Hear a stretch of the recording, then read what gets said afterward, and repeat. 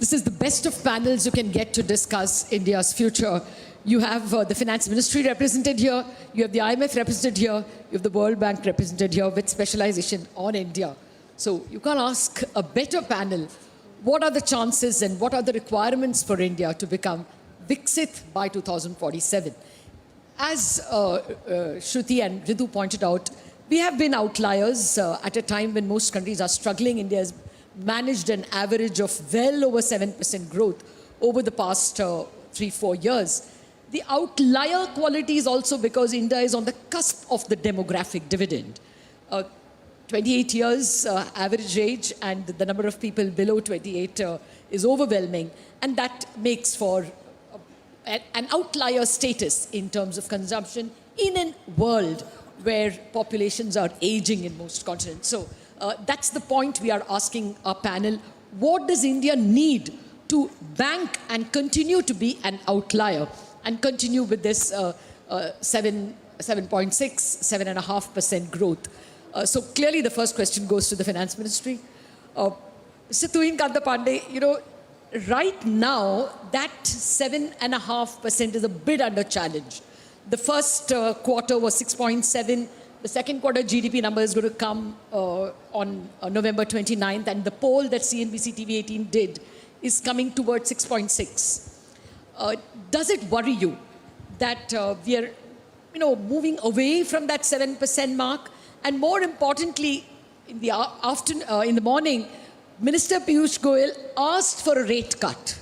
Is that the Finance Ministry's view? Is that the reason why, or is that the trigger for better growth?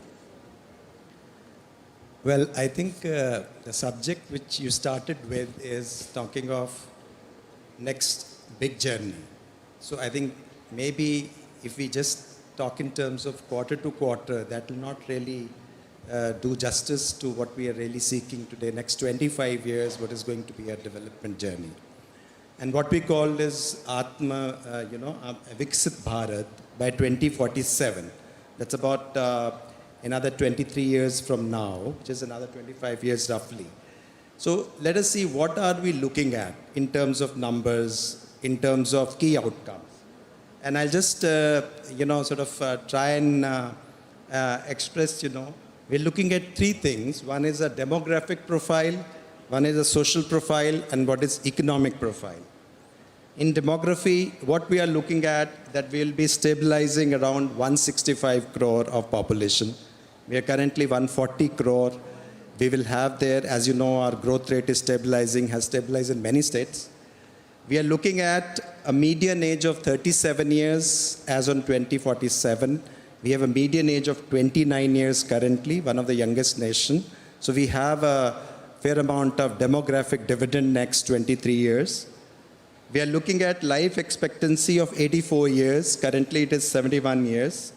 We are looking at working age population of about 112 crores, 96 crore currently. This is the demographic profile we are looking at.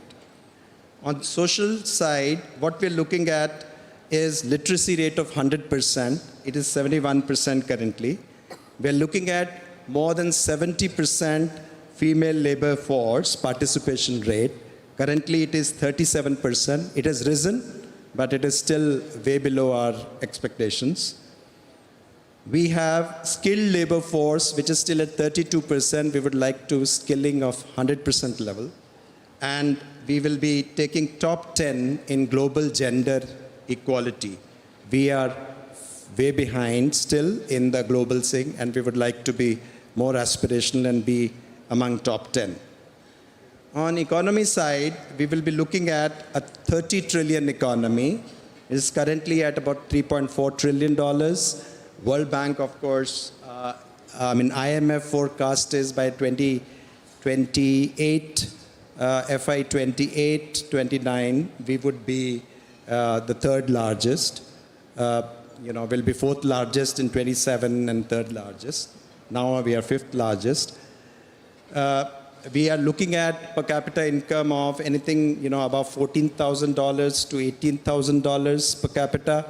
$14,000 by, I'm talking of 2047 key outcomes. We're looking at 34% as industrial contribution. Currently, we are 28%. And we are looking at more than 55% reduction in carbon. Now, if you really look at it, these are not, a Viksit Bharat that we call it is not really merely a broad generalization, but we have to actually move towards concrete outcomes. And we feel that we have a lot of enablers which will take us forward on that. Okay. I tried a Jasprit Bumrah googly, but this was like Rahul Dravid not offering a stroke at all, letting the ball pass. But I must insist just on one bit that is current. I mean, after all, we go from here to there. So, is the finance ministry worried that the first half has been soft? I mean, we have moved a distance away from 7%. No, I think we have to, of course, keep saying that, there are headwinds. And the headwinds can be internal, can be external. But last 3 years, we have been, exceptional in terms of an 8% growth. The average is well over 8. And we will continue to strive and look at, wherever the factors are. Now, of course, some questions have been asked on capex spending. There have been some slowdown in capex spending Will because the of government get to the electoral budget cycle, estimate? but we expect it to be pushed up. We expect that the good monsoons, I mean, they were also in some very high rainfall areas in some areas, but we have, reservoirs full. We have got a good Rabi expectations. We have a rural demand picking up. So therefore, we feel that, there are enablers to do that. And if you look at also inflation, now inflation, if you look at 23, last 3 years, is come down from 6% plus to 5.4% average inflation, and then you have come down to 4.6% in half. Now, if you have a monthly inflation of 6.2, now there is 5 commodities, what I call it top GS. So tomato, onion, potato, gold, silver. If you take these out, our core inflation rate comes to 4.2. It was 3.3 earlier, 3.2%, and it was 4.2%. But the moment we add these 5 commodities, it became 6.2. So I think the problem with month-to-month comparison, even if they are Y on Y, there is a skewness for just a few commodities because there have been very exceptional movements of prices in these 5 commodities. But if you look at the average inflation and the core inflation, that has been well under control, and I think we are moving it well anchored.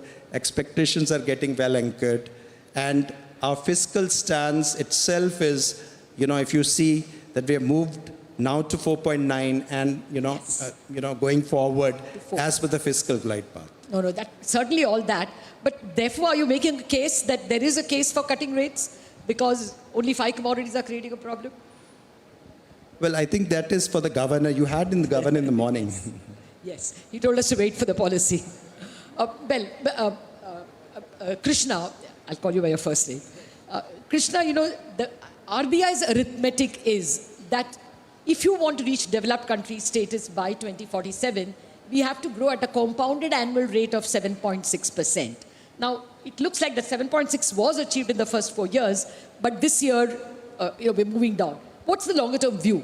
Is that even achievable? Are we on the threshold of a sustained 7.5% plus?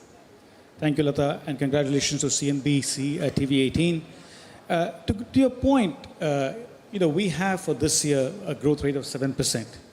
But then we have growth declining to 6.5% next year, which we call a trend rate of growth. And so, and the number you mentioned for the RBI, I would argue is at the lower end of the spectrum of numbers you have. If you want to reach advanced country status, I think you need to grow at 8% and above.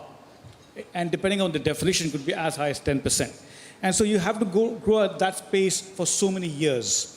And that is a very ambitious, but it's an aspirational goal. I would call it an anchor.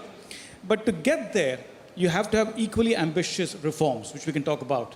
But to the point you said first, to the question you asked me first, 7% this year, 6.5 next year. We think that's a realistic medium-term target. To get anything above, to 8% above, you'll need to have much more ambitious structural reforms.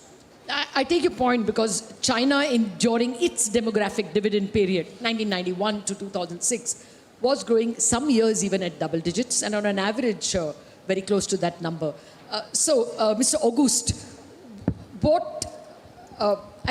if India has to retain this outlier status, even 6.5 makes us outlier, but if the aspiration is 7.5 to 8, what would be the specific reforms you would look for? Thank you, Lata, and big anniversary congratulations to CNBC. So there, as Krishna said, there are some ambitious reforms that will be needed.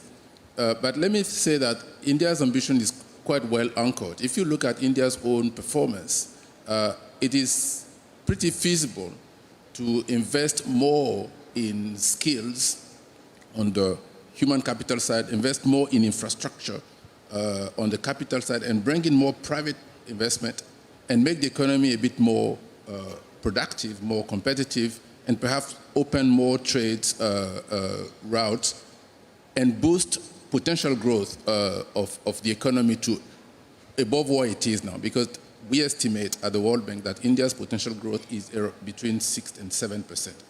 At that rate, it's hard to achieve 8 and sustain it without putting pressure on the system, because it's like stretching your potential to too far above it. But if you invest in factors of production, human capital, and make the economy more productive, you can boost potential growth to 7 to 8%. And at that point, you can easily grow at 9% without feeling the pain, without feeling that you're stretching your muscles too much. So investment in human capital is what you're saying? So yes, investment in human capital, but there are actually 2 stages in that when we talk about human capital. Secretary Pandey, adequately mentioned the need to increase female labor force participation. For that, you don't need to invest more, because the investment has been made in the female labor force. They are educated almost as much as men. So if you use them without investing more, you get 1% growth rate additional to where you are now. This is a low-hanging fruit. Just grab it and add 1% to growth rate. Use skills. The youth needs to be trained, but there are about 30% youth who are neither in education nor in training. Not in employment. So, employ them or put them in the ITIs, get them trained now, and they will add perhaps another 0.5 percentage point to growth. Then you can talk about investing more in education and making everybody more literate and improving the quality.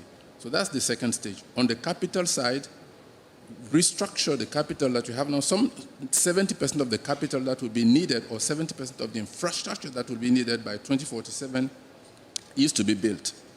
But there is 30% that is already built. So if you improve on that and make it even more useful, you can also increase growth. So I don't want to suggest that India needs to invest a lot more before growing. India can start growing by using a lot of the asset that has already been created, and then invest in more asset going forward.